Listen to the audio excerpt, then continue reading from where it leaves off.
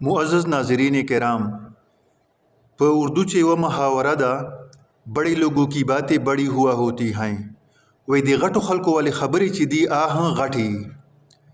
नो तारिक जमील साहब च अल्लाह पाक पटोली दुनिया च दता इज्जत वर्कड़ाय दा, बा अमल सड़ाय दा, तकवादार है सड़ाय दा, परहेजगार है सड़ाय दा। ज़द दई वा अजीब वाक़िया दरता बयानवा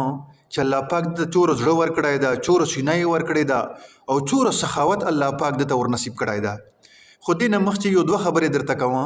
च तासु मुझे लश्की वारू खबर दादा जी चे पाकिस्तानी मुआशरा अल्लाह पाक ती माफ़ी हो की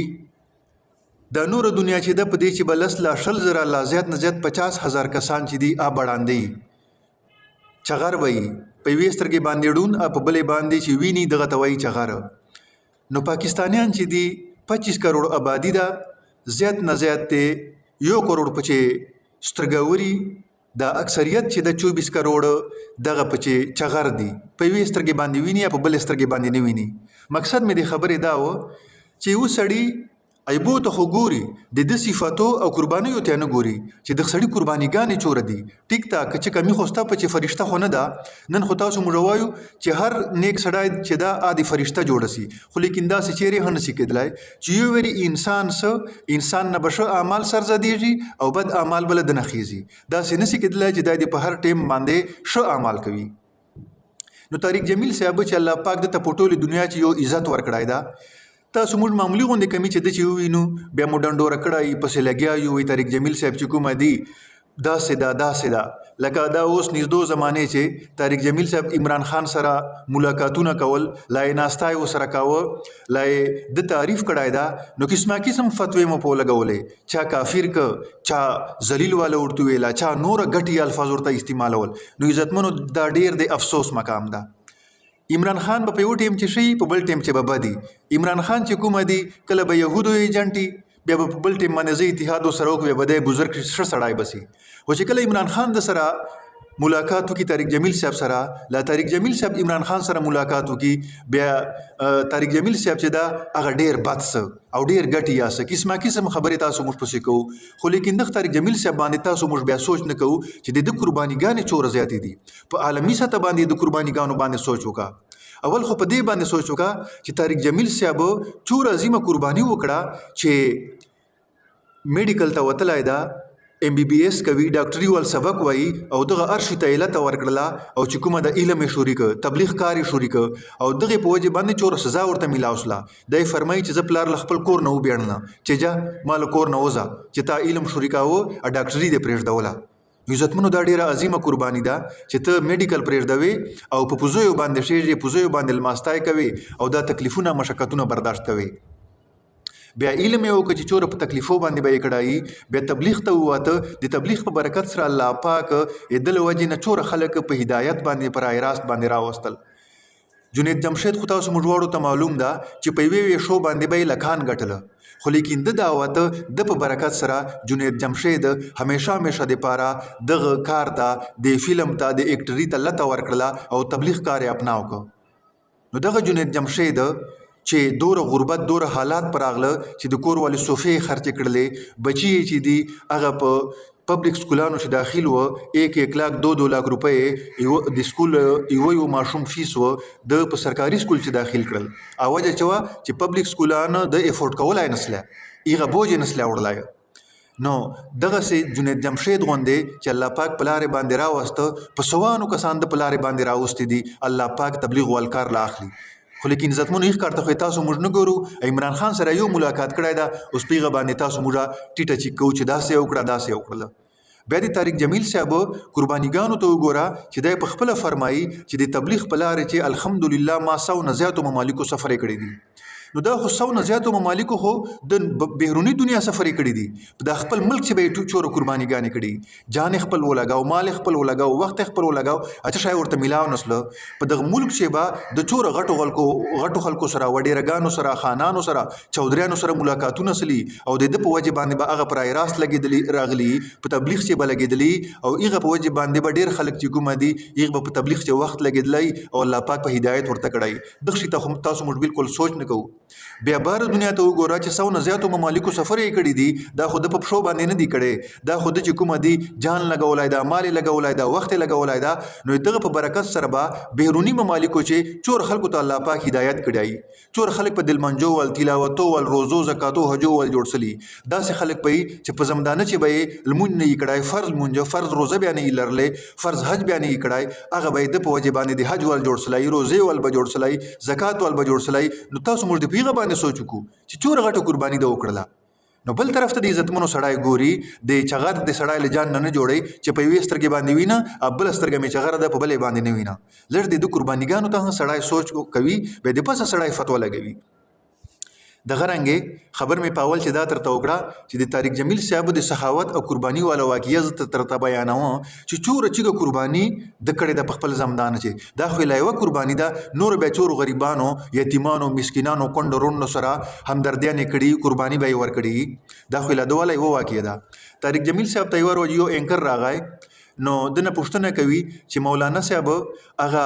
واقعیا کما ته بیان کې چې هغه یو سړی تا تراغی اته 50 لک روپۍ د تور کړلې د قرضه د آزاد کړله د بیبي د آزاد کړه د بچی چې کومه دی بچي هغه د قرض خواهانو په قید چې وي هغه د آزاد کړلې نو دا یو ته فرمای چې ورځ ز په خپل بنگلې لا په خپل بیٹک چې پروت یم چې چا ګنټه روکړه نو اما ول ملازم بار وروته نو دا یو ته فرمایي چې زم طارق جمیل صاحب سره ملاقات کول غواړم نو کس ما ته راغی دا ملازم چې دغه یو کس راغلی دا هغه تاسو سره ملاقات واړي پټان د پښتون دا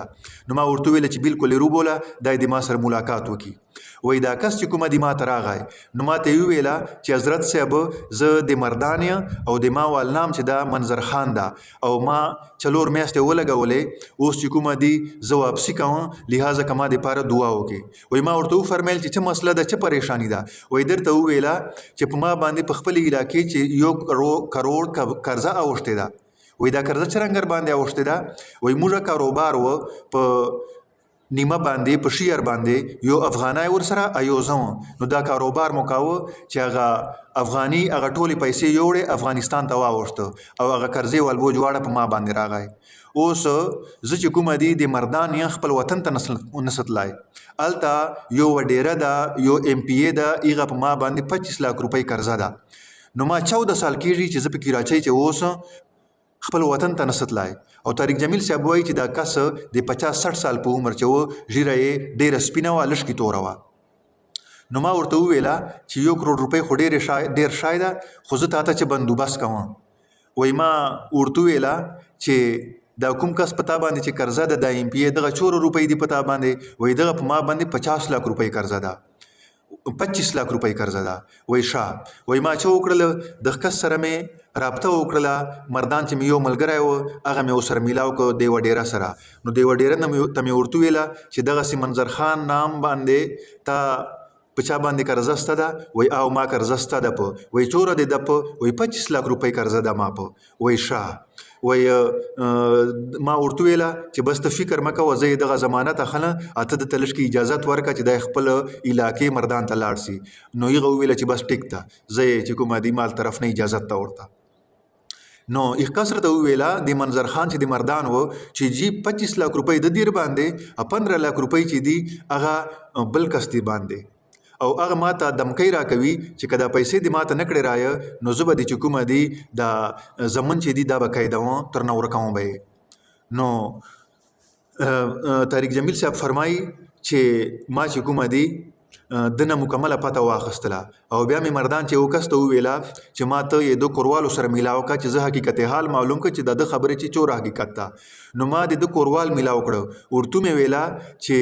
ایتا خاون ستدا نو یې ویل چې ما خاون ستدا خو خاون مې 14 کاله کېږي چې هغه لمانه ورکتا وی ولې ورکتا وی دغه سکر زه پاوشته ده وی تا چو بچی دی چو دی بچی دی وی د شجر ته ویلا چې ما یو بچای ده او 2 مې بچی دی او نو دا هغه قرضخواهان چې دی دا دمکیګانې راکوي په موږ باندې ډېره غټه قرضه اوښتې ده چې موږ به دا تاول بچای چې دا به ترنه اغوا کوو که موږ ته د قرضه نه کړه رای وایي ما چې کومه دی هغه مردان وال کس ته وویله چې دا ټیکسي بندوبست ورته وکړه او د والا کورواله سلمه نامې و او ورسره دا د وال بچای دا ما خواته راغله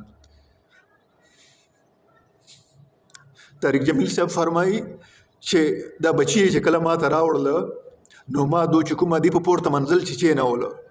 د کوروالی او د بچي او بچی د مخامخ چې ما په بنګلې چې کومه کمره ده دغه چې مې هغه منظر خان چې نولی و د زنانه وال خاوند میړی نو ما چې کومه دی منظر خان روغوښته چې ته رایسه هغه ښځې سره مې مخامخ که وایي ښځې نه پیژانده ځکه نه پیژانده چې دا کله ته ږیره یې توره وه 14 کاله منچې وتلي وه اوس چې دا ورسره میلاو کېده نو ښځه چې کومه دی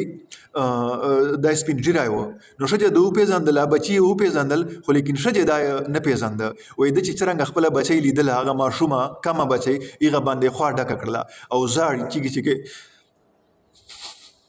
چیږي غرغړې کوي وایي زما برداشت نه و که زه په زړه باندې ورسره لګیا اسلم وایي هغه ښځه ورته ګوري حیران ده ورته چې دا سړی څوک ده چې اچانک یې ده په مړوند باندې یو زور زخم و هغه زخم یې ولیده او چې کومه دي ویې پیژانده نو هغه ښځه په زړه اسله سړی په زړه اسه نو طارق جمیل صاحب قرباني ته سوچ وکړه ته به 50 روپۍ صدقه نه وکړې 50,000 قرباني به نه وکړې چا به 10,000 قرضه نه کې پرې او دای 50 لک روپۍ 40-30 لک روپۍ قرضې پرې کوي دغه طارق جمیل صاحب پسې تاسو موږ غږیږو چې د سړی له الله نه وډارسي چې د شرم وکړي چې د حیا وکړي چې دا ما څه لګولي دي عمران خان سره ملاقات وکړه بس اوس مې دی کافر که نو طارق جمیل صاحب فرمایي چې دا ښځه میړه ما خواته 2 شپې وکړلې هغه بعد ما چې کومه دي هغه کس سره رابطه وکړله 25 لک روپۍ ما هغه MPA ته ورولږلې دو ته مې ګاډی ونیوی دو مې چې کومه دي مردان ته ورسول بیا مې چې کوم بل کس قرضه وه په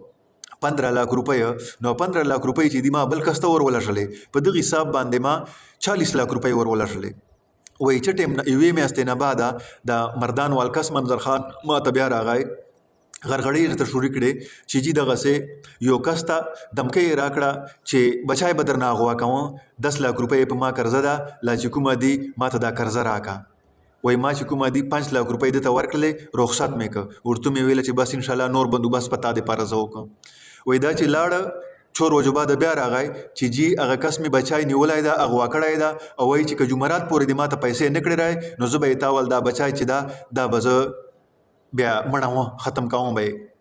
نو که ما ته چې طریقه وکړي وایي ما 5 لک روپۍ نورې ورکړې او دا چې کومه دي بیا واپس لاړه هغه بچای آزاد که وایي دغه کس منظر خان موږ په ادارې چې موږ په مدرسې چې تر ډېرو کالو پورې اجي چوکیدار ورسره او هغه بعد چې کومه دي دا بیا خپل وطن ته اوس لاړه نو دغه کس چې دا کله کله ما خواته بیا راځي ټلیفون راته کوي او زه یې اوس پورې چې کومه دي ادوال مدد کوم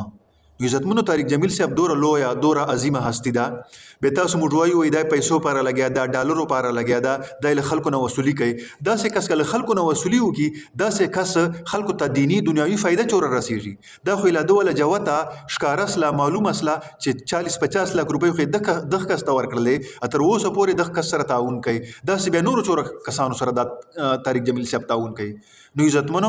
لږ د سړی په دغه شي باندې سوچ کوي منفي سوچ سره دی سړی مثبت سوچ لري امام ابو حنیفه رحمت الله علیه فرمایي چې په یو کس چې کته یو کم سل عیبونه ووینې ایوه خوبۍ پچې ووینې نو هغه خوبۍ بیانوه عیبو باندې نظر مه کوه الله دې معافي وکړي نن موږ الټه روان یو په یو کس چې که یوه خامي ووینو او یو کم سل خوبۍ پچې نو بیا تاسو موږ مکمل نظر دغه خامیو باندې واچېږي خوبیو ته نه ګورو یو کم سل خوبیو ته نه ګورو نو خدای دې پاره لږ کې د سړی چې کومه دی الله نه وډارسي رسول نه دی وډارسي او عیبونه الزامونه له دغه نه د سړی جان بچ کوي په دې سره الله ناراضه کیږي او بنده زړه دې مات که الله پاک ته په دو خبرو باندې ماته تاسو ته ټول عالم ته عمل کولو توفیق ورنصیب کړي